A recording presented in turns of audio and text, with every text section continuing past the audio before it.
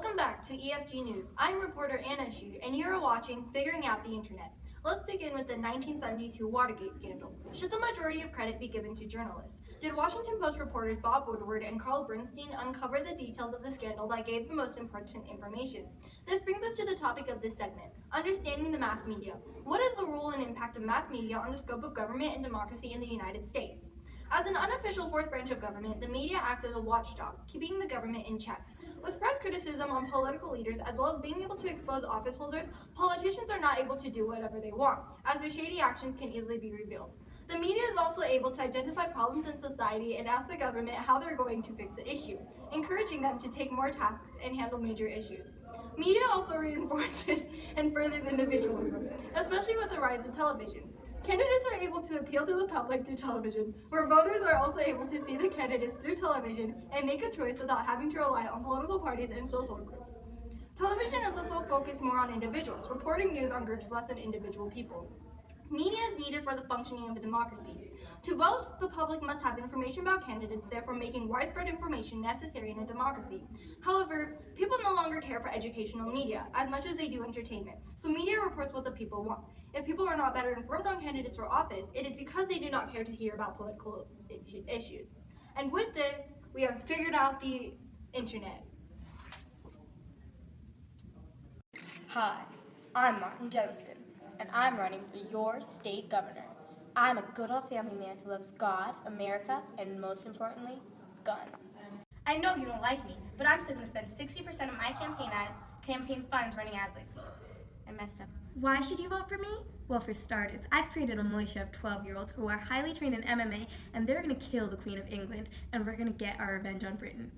Also, all three of my unqualified and frankly extremely obnoxious children got into Harvard because I bribed the admissions office. Jealous? Also, I'm a very nice guy. No, you're not. Shut up! Hey, shut up! Over the years, I've staged many events to make me look like the great guy I am. Bet!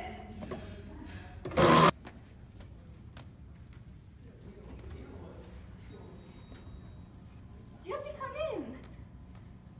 Hey, no!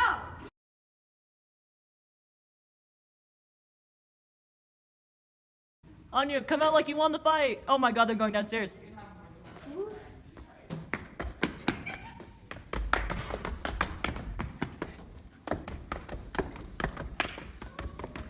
Hey!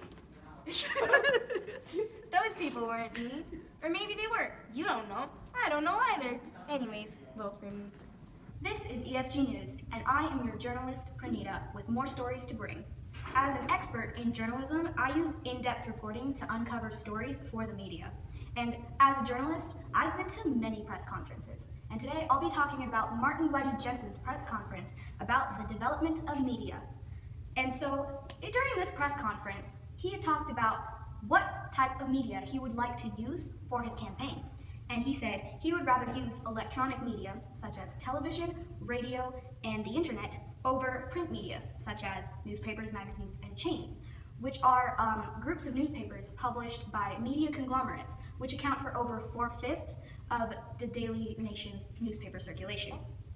So he says the print media had been pretty powerful for a long time, but as the time progressed and we got to television and radio, he thought he would use television and radio instead. And he thought with cable broadcasting, he could reach a broader audience. And with narrowcasting, people who really wanted to see his campaigns would have to see his campaigns. And with the internet, he could put out whatever he wanted. He could send out whatever political messages he wants. And people don't have to actually worry about not wanting to see this, because if they want to see it, they'll see it. If they don't, they don't. And he has a private control over the media with the electronic media compared to the print. So he prefers to use electronic media over print. So if you're looking for campaigns, especially Martin Whitey Jensen's, go through electronic media. Look through TV channels, look on radio stations, and look through Instagram and Facebook, because that's where you'll find most of it. And with that, I will conclude that Martin Whitey Jensen seems pretty reliable. You can actually vote for him for state governor. I don't see anything wrong. Hold on, one sec. I think I found something. What is this? Is this a scandal? Is this a hoax? What is this? We don't know. Tune in again to see for sure, because I'm confused. You're probably too. The media is being accused of shaping the public opinions by the issues they choose to bring into the spotlight. The media influences the public views by the coverage they telecast on different showcases, and are often disguised as a searchlight bringing one episode and then the another out of the darkness and into the public eye. Let's go over to Jenny, and she'll tell us more about this. Hi, my name is Jenny, and today we're going to talk about Martin Whitey Jensen, who's running for the upcoming election, and how he's a good person. So he runs certain charitable companies and donates for the needy. He's the needy. Excuse me. Also, he is so intelligent that all his children went to Harvard. He bribed the admissions office. That is not true. Thank you, Jenny, and good morning, everyone. Welcome to EFG News, and you're here with Ahana. And today we will be discussing the issue of news and the public opinion. So as you saw in Jenny's video, that she only highlights certain aspects of Martin Whitey Jensen's background, and she does not tell everything, which takes us to a conclusion that sometimes, or many a times, media only shows what they feel is gonna manipulate the public into a positive direction. What's your agenda? No, your policy agenda. A policy agenda is an issue that attracts the attention of public officials and other people actively involved in politics at a time. The activists that encourage this are known as policy entrepreneurs, and they have several means to get their capital across. Via election or interest groups, policy entrepreneurs can help form strategies to get their messages across and heard. Mr. Whitey, for example, has this new strategy in which he tells us everything good about himself and glorifies everything that's positive. But he's not quite what he seems. More next, the secret of Mr. Whitey. Good evening, average viewers. I am an upper-class white woman who grew up in Texas serving the Lord Almighty. Jesus Christ! This is your unbiased news program. Today we are going to quickly cover the governor race so that you can get back to your busy day of sitting on your couch, holding your beer, complaining about immigrants stealing your jobs.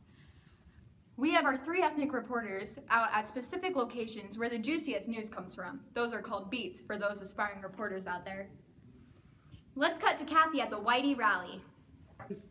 So apparently our network just got kicked out because the reporters aren't white.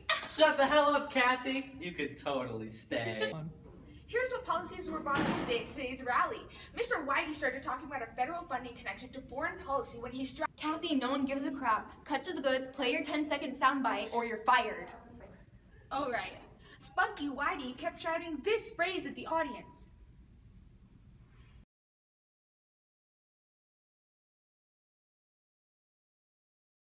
Time's up, back to me.